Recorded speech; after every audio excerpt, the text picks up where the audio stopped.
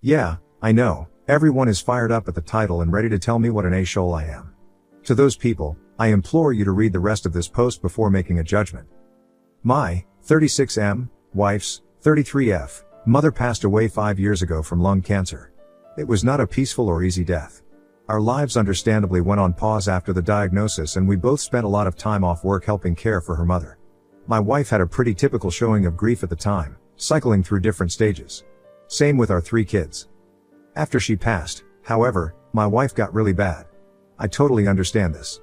I can't say I know exactly what she went through, because I haven't had a parent die, but I understand how devastated she was. For months after she could barely function, I gently took over pretty much all the responsibilities in the household and with the kids. She had been attending grief counseling since the diagnosis and continued after the death. None of this is the problem. I endeavored to be as supportive as possible. She cried on my shoulder every night for months, and I just thought this was the worst of for better or worse. The problem is that after 5 years, she does not seem any better or more functional. She stopped grief counseling about 4 years ago and refused to go again, stating it would not help her and that nothing could. About a month before any major holiday, she will have a major downturn. In bed half the day, crying all day, does not want to interact with the family, does not have the energy to do anything around the house. This will go on every single day until about a week after the holiday ends. Every holiday is intense grief, just as much now as it was 5 years ago. October, November, December, and January, her mom's birthday month, every year are particularly bad. I am essentially without my wife, and am a single parent to my 3 kids. Altogether, she is completely incapacitated by grief for about 6 months out of the year, and has been the past 5 years. When I say incapacitated, I mean incapacitated. When she is in the depths of her grief, she is completely incapable of intimacy with me or the kids. There is no cuddling, spending time with us, going on family outings. I don't have sex for half the year. I've stopped asking her if she wants to talk about it because she can't get any words out between sobs if she tries. What hurts the most is that the kids have stopped asking or being concerned.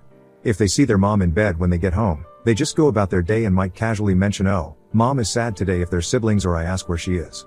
They don't really seek affection with her anymore, because they rarely get anything more than tears. I've discussed this with therapists, my parents, friends, etc., and I know all the rebuttals people have for this, so let me preempt them. She is unwilling to go back to therapy for grief counseling or to see a doctor for depression. Yes, I know she's severely depressed. I can't force her to go to the doctor. I've tried so much. Yes, it really is just as intense as it was 5 years ago. No, I never tell her to get over it or blow her off. On my worst days I just give space and leave her be. Most days I try to offer her some comfort. If you want to judge me for leaving her alone, whatever, but know that I feel like I essentially have caretaker fatigue at this point. No, she does not have a history of depression, but she does have ADHD. Don't know if that's relevant. I feel like my wife died when her mom died. I would do anything to get her back, even a small piece of her, but she doesn't seem willing or able to move on past her mom's death. I feel awful for considering a divorce, but I don't know what else to do. First update post, November 29, 2023, 2 days later. I posted a few days ago. You can check my profile for that post. I just kind of threw that post together as a stream of consciousness vent on my break at work. I didn't go back and look at it until later because I just assumed it would get buried, since I've never had anything I posted get any major attention. And, honestly, I thought I was going to get eviscerated in the comments for being insensitive or uncaring. I was floored by the number of responses and really kind DMs I got and felt a little overwhelmed at the idea of responding to them all, so I figured I would post an update here. A few people mentioned I should have her involuntarily admitted to a medical facility. I didn't mention in the original post, but I did ask our family doctor about that maybe a year ago, and he told me that unless she is a threat to herself or others, it's unlikely to happen. I looked this up myself as well, and that appears to be true for the state we live in. I do agree that she needs medical treatment. I suspect that during her year of grief counseling after her mom's death that she was not honest with her counselor. I have a distinctly sad memory of her coming home after one of her last sessions and telling me that her counselor said she probably wouldn't need to go much longer. Then she went and laid down on the bed and cried. I haven't been able to convince her to go back to counseling. However, I'm glad I posted to Reddit, because somehow I hadn't really considered that she might need more intensive treatment than just counseling. I also saw one comment that scared the hell out of me, that she may do something drastic if I give her a divorce ultimatum. With those things in mind, I don't think doing that is the way to go. Instead, I'm planning to write her a letter explaining how we need her back, and that we love her and care for her deeply, but she needs more help than we can provide alone, and tell her that she needs to go to the doctor and be honest about what she's been going through. Thank you for your advice, everyone. Second update post, December 5, 2023, 6 days later. I wasn't planning to post again but got a lot of supportive messages asking for an update, so here we go. My soon-to-be ex-wife has completely lost her fucking mind. After my last post I spent a couple of days writing the letter to her.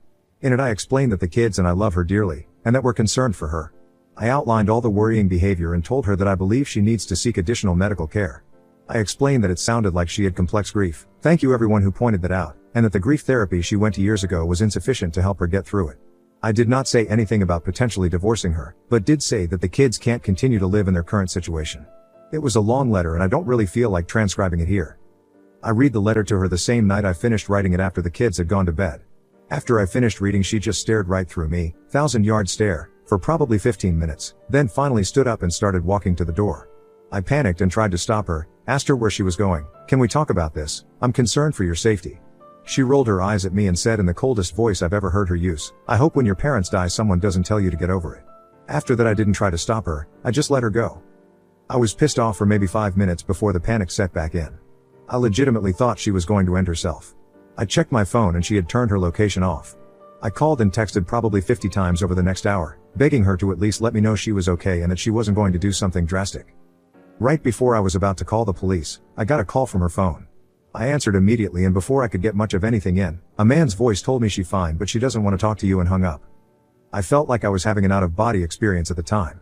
I had no idea what the fuck was going on. I almost called the cops anyway but I was disassociating hard and talked myself out of it. I kept calling her phone all night but no one picked up again. After about 2 a.m. it started going straight to voicemail. I barely slept that night. When I woke up the next day she wasn't home. I took the kids to school/daycare. I normally do this and my wife is normally still asleep while I do, so thank God they didn't ask where mom was. I tried calling my wife's phone more all morning but still voicemail. I called her office and asked if she was at work, and they told me she had called in sick. I called in sick to work as well and basically just sat on my couch, trying to get a hold of her, while being a nervous wreck. I called my mom as well and asked if she could pick the kids up from school today and watch them overnight. I didn't tell her everything that was going on yet, just that something had come up that was urgent and I needed some help. My wife walked in the door sometime after 4 p.m. I tried to hug her and she shied away from me. I asked her where she had been, no response, just a blank stare. I asked her who had called me from her phone, no response, blank stare. At this point I was frustrated and told her that if she didn't want to explain what was going on, she could get the fuck out. I regret saying it that way now but holy shit was I frustrated. So she started talking, but it was like I was talking to a text-to-speech AI with her voice. No emotion, totally flat, almost annoyed. She told me that she had gone to her friend John's, fake name, house. I had no idea who the fuck John was and asked her to explain further. Over a 2-hour or so conversation where I had to pry details out of her, I got most of the story. She was answering like a lawyer, very basic answers, no details or context outside of exactly what I was asking her. Basically, John is a coworker. I've met the dude once or twice at office party type events but never really talked to him. I never saw him hanging out with my wife or showing interest in her. But apparently over the last year or so, she has been spilling all her feelings about her grief over her mom's death to him, and he's been comforting her. He had a parent die from cancer too, so I guess she felt they had a connection she didn't have with me. After I read her the letter she says she realized that I don't care about her or her mom's death and went to John's house to talk/be comforted. I flat out asked her if she was having an affair with him, and she told me no. I asked her why she never mentioned she was close friends with this unknown guy and she told me it was none of my business. I asked her if anything had happened between them while she was there and she says they cuddled and he held her while she cried. I asked to see her phone to check messages between them and she refused. I couldn't get much more detail out of her about the whole situation. So when she went to take a shower, I tried to check her phone. She had changed her passcode. I grabbed her iPad, which still had my thumbprint biometric signature in it, and checked there. I left the house with the iPad to look for evidence while she was in the shower. I did not immediately see any messages to her from a John, but after digging briefly, I found it. She had put him in as Stacy in her contacts, but it was obviously him. There were texts going back well over a year. A lot of her talking about her mom, a lot of him comforting her. A lot of him telling her I don't really care about her, and that he would never treat her that way if they were married. All of her replies were in agreement. A lot of texts from her complaining about me. A lot of him trash-talking me. The night she left, she had texted him, "Fuck it, I'm on my way over if the offer is still there," followed by an immediate yes reply. Then the next morning, a text from her to him saying if he asks, "We just talked." I threw up out my car door in a Walmart parking lot for 20 minutes. I came home and found her on the couch on her phone, seemingly unconcerned or unaware I had even left. I told her that I knew, and that she needed to leave. Again she just stared at me for a while, not responding, until I got aggravated and told her to get the fuck out of the house. She immediately got up, told me John was right about you, and left. I haven't seen her since. I told the kids she went to visit her parents. I don't know what to tell them, but I have to tell them something soon. I don't really even know what to do. Ostensibly I need to divorce her, but going through custody, child support, etc. is dizzying. I feel paralyzed and haven't made a move yet. I know she's lost her mind and this is probably some kind of psychotic break, but I just can't care anymore. I put on a brave, numb face to go to work, then for my kids at night, and then cry after they go to bed until I fall asleep. I feel like my life is essentially over. I do feel like John took advantage of her vulnerability, but I don't even want to bother trying to get her to see that he's a predator. She chose this over her fucking family that has stuck with her. I don't think I'll be posting any more updates or logging into this account anymore. Now on to another story. Story 2. Roommate is cheating on his girlfriend and wants us all to cover for him. I, M21, have known my friend Matt, M21, since we started college. We're in the same program and have been roommates since day one. Overall, I'd say Matt is a great guy, however, he has a terrible tendency to cheat. Throughout college, I think Matt had 5 to 7 different girlfriends, and each of those relationships ended because he would cheat. Back in January, he started dating his current girlfriend, Jen F21, and has been with her far longer than any of the previous relationships. From my interactions with Jen, I know she's a wonderful person. She's very polite, beautiful, and clearly devoted to Matt. For the past few weeks, Matt has also developed a close relationship with his anatomy lab partner, Cindy F21. It's become pretty clear to me and my other housemates, Kyle M21, Robert M22, Omar M20, that there is some romantic relationship between them. We've even all met Cindy as she came by our house a few times. Long story short, Matt has told me and the other guys that things between him and Cindy are moving fairly quickly and that Jen is completely in the dark about this. He told us that, for the foreseeable future, he'll be spending a few nights hanging out at Cindy's place. Here's the issue, Jen and her roommates don't live that far from us, about a 7-minute walk. So there's a good chance she'll come by looking for him, according to Matt. Therefore, he wants us all to make excuses for his absences and potentially reassure Jen that he isn't up to anything bad. Kyle and Robert are fully on board with this, as they consider it the bro code. Omar is fully against this, and while he has not said he'd tell Jen, he has refused to lie for Matt and has been urging him to end things with Cindy. I would say I'm more neutral. I don't think what Matt's doing is appropriate, but I don't think it's my place to tell Matt how to manage his relationships. I told him that while I wouldn't seek Jen out and tell her what's going on, I wouldn't lie to her either about where he is and instead say I don't know. We all argued about this for a while, and the general gist of things is that Kyle, Robert, and Matt all think I'm being a bit of an ass for not being more cooperative. Aside from this, I don't think there is really much I can do. Moving to somewhere else is both economically and logistically unfeasible, so I think trying to avoid stirring the pot is my best bet. Ida? Update November 30th, 2023. I'll start this update by saying Jen found out last night. Like Matt predicted, she came over to our house Tuesday evening. I saw her pretty quickly since I was also coming back from buying some food. She asked me if I knew where Matt was, and I said I didn't know, because I genuinely didn't know at the time. She mentioned how he wasn't responding to her texts and that she was worried about him, and I felt pretty bad hearing that. Kyle, who were inside, came out at this point and said that Matt was in his anatomy lab and then reassured her that he'd contact her once he was finished. She didn't seem entirely satisfied with that answer but thanked us anyway and left. Once she was gone, Kyle told me that Matt was actually on a date with Cindy. Since Matt sometimes brings Cindy over, he'll text the house group chat before they come over to ensure that Jen isn't around. He did this on Tuesday night, and Kyle did alert him that Jen had stopped by looking for him, so he stayed over with Cindy on Tuesday night. Wednesday evening, only Omar and I are home.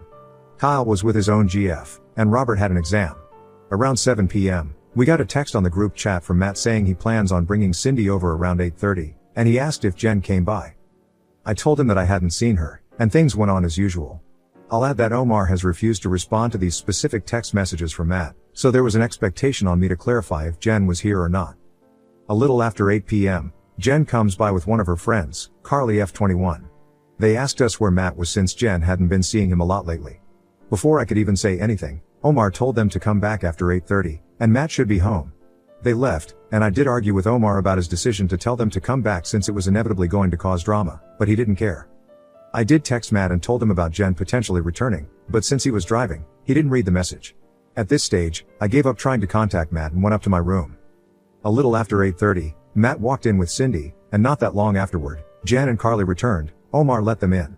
Long story short, there was a lot of Jen yelling and Matt lying and apologizing. I didn't bother coming down since I could hear it all from my room. After about 10 minutes of this, Jen and Carly left. Matt sent Cindy home after this and was pretty pissed at what happened.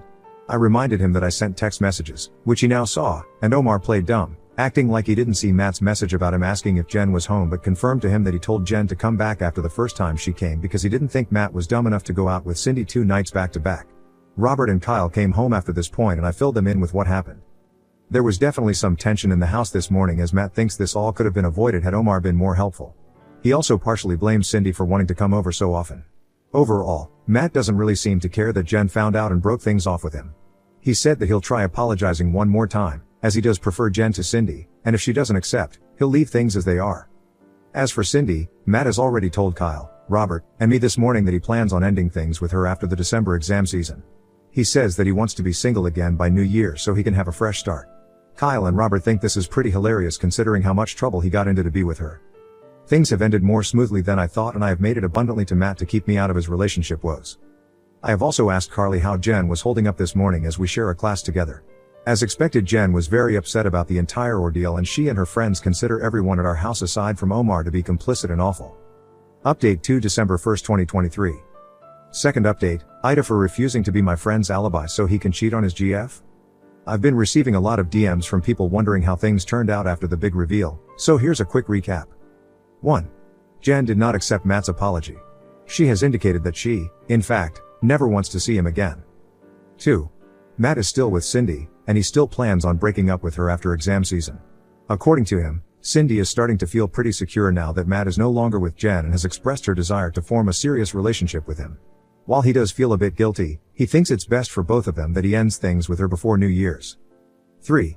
Despite feeling guilty, Matt has attempted to reactivate his Tinder account, but Kyle made him take it down. Kyle thinks it's too soon for Matt to do this since someone we know is bound to see him there, and according to Kyle, Matt needs to play up the angle that he's heartbroken about falling out with Jen. 4. Kyle has smoothed things over with his girlfriend by claiming he had no idea Matt was cheating. Robert backed him up on this and expressed that nobody aside from Matt knew. 5. While I did plan on telling Carly the truth about what was going on, considering how quickly Matt, Kyle, and Robert have been moving, I opted against this. Instead, I've told Carly that I also did not know about Matt's cheating. Yes, it's a lie, but since I was against Matt cheating, I don't think it's fair for me to go down with the ship, considering that both Kyle and Robert are getting off relatively scot-free. Apparently, I was convincing enough, as Carly told me that while she herself doesn't think I'm so bad, Jen will need time to process what went down, so it's best to give her space.